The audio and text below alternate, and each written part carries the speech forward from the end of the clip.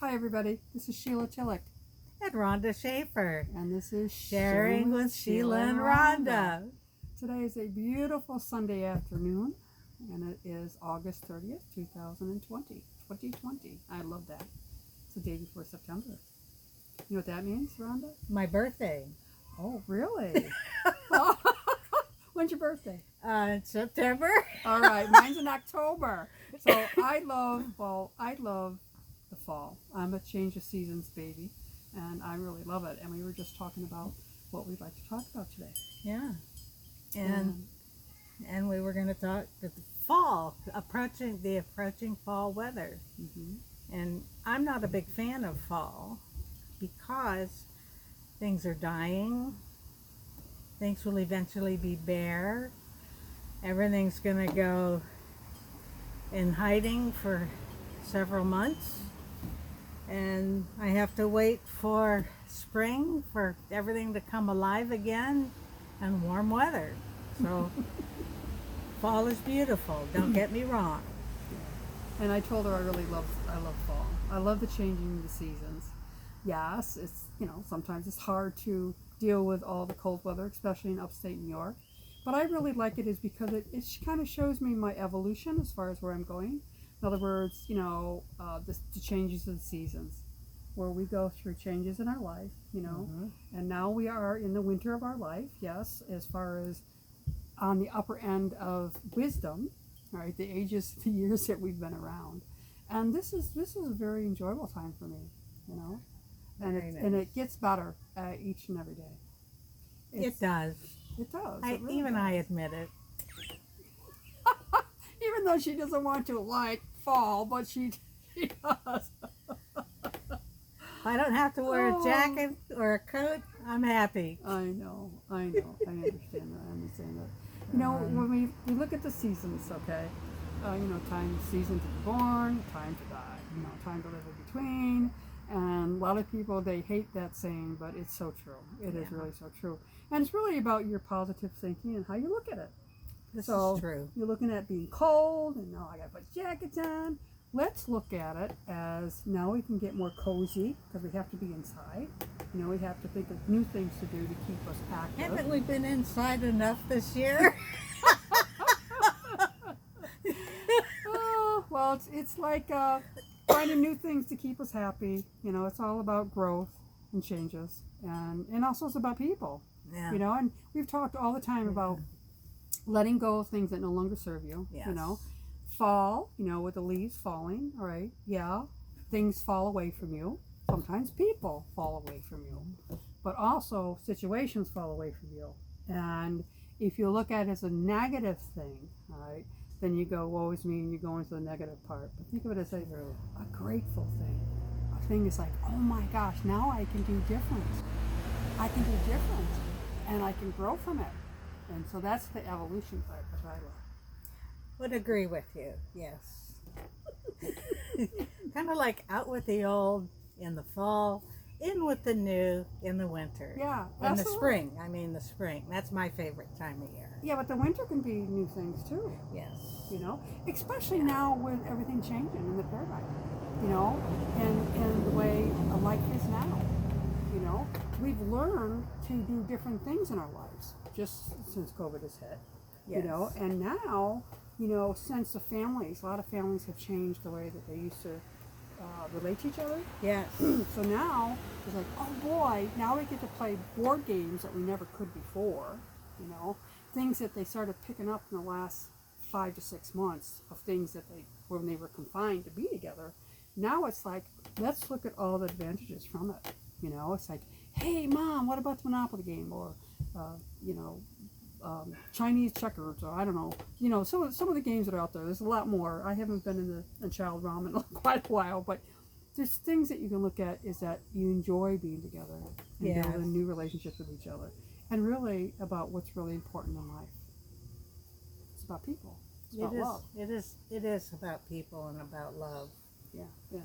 And when we get so caught up in all the stressors of life and all the anxiety, it's woe is me, here we go again. That's me.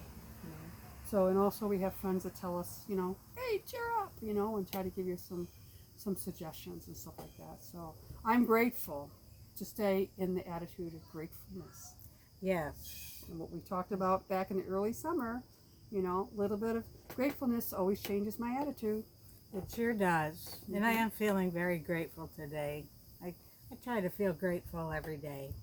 I was listening to a recording yesterday, or maybe it was today or Friday, about finding 5 things to be grateful for every morning. I think it was Marilyn. Yes, it Right was. around And that. I've been doing that for years. Mm-hmm. Go ahead. So go Yeah. ahead. 5 Well, things to be grateful for. Yeah, 5 things to be grateful for. Yeah. So I'm grateful for my overall peace of mind.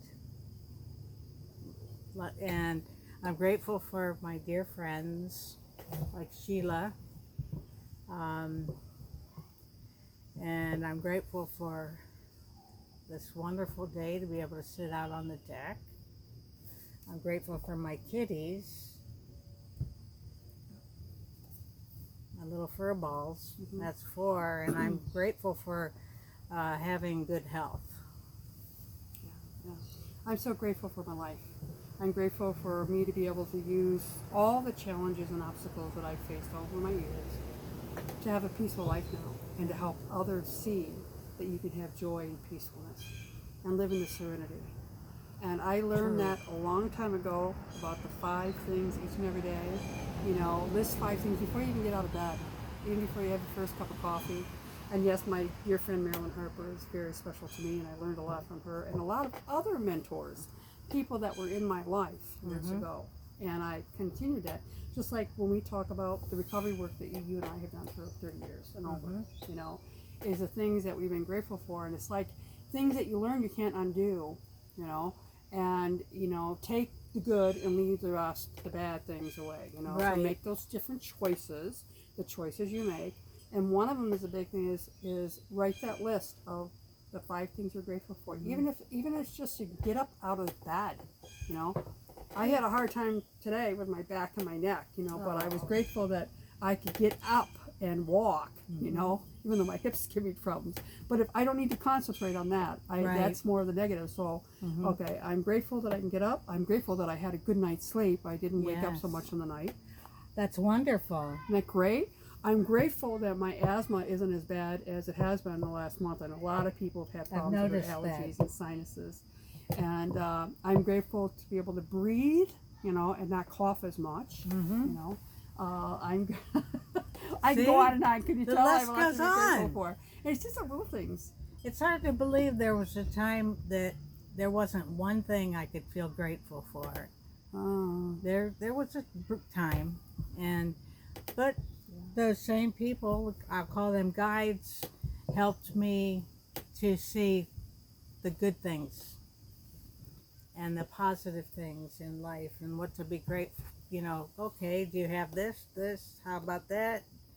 And well, I should be grateful for that, shouldn't I? Isn't it wonderful? Yeah, we should be. And we are. And isn't it beautiful how you can look back and see where those guides were? You know, and many of them were invisible to me. You know, I've always had a relationship with angels and can feel things differently than other people because I also was hard of hearing. And I think that was such a blessing in disguise. We talked about that. You know, a lot of people think it's a disability. It's not. It's just challenges that you go, and then you learn to have it be an asset. You know, just like everything I've gone through at the time, seeing, oh my God, it's such a terrible thing. But when you look back and say, oh my God, what a blessing it was that I went through that. Yes. You know, and with my hard of hearing, I've had hearing aids. Well, I've been hard of hearing since I was born. And I never got my first pair of hearing aids until the 90s when I went to nursing school. And for many years, I read lips. And people didn't know Wow. that I was hard of hearing because mine wasn't as advanced as some people. But I'm so grateful now is because of that, I've been able to use other gifts, right, as far as feeling vibrations or feeling how people feel and be very empathic, you know, and pick up other things. And then I realized that there's been helpers along the way, you know, whether it was God, if you want to call it God, or God source or whatever.